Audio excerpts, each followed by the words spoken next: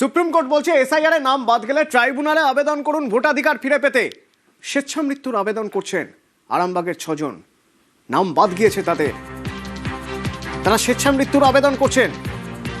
আরো জানবো, আমার সঙ্গে শুভদীপ রয়েছেন আরামবাগ থেকে। শুভদীপ, দেখো, আরামবাগের যে 6 নম্বর ওয়ার্ড রয়েছে সেখানকার প্রায় 206 জনের নাম কিন্তু ভোটার তালিকা থেকে ডিলিট করে দেওয়া হয়েছে এবং সেই সকল বাসিন্দাদের যেটা অভিযোগ যে তাদের সমস্ত কিছু নথি থাকার পরেও কেন তাদের নাম বাদ দেওয়া হয়েছে সেটা তারা জানেন না এবং বারবার এইভাবে একের পর এক লাইনে দাঁড়ানো, এই গরমের মধ্যে ট্রাইব্যুনালের আবেদন করা, সমস্ত কিছুতে তারা রীতিমতো বিরক্ত এবং এই তাদের 206 জন বাসিন্দার মধ্যে এদিন কিন্তু 6 জন বাসিন্দা স্বেচ্ছা মৃত্যুর আবেদন করলেন।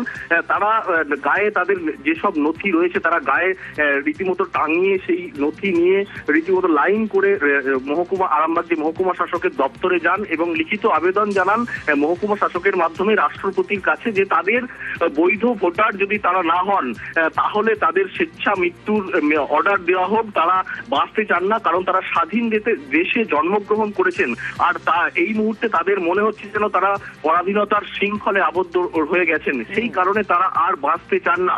সেই কারণেই কিন্তু কি বলছেন ওরা?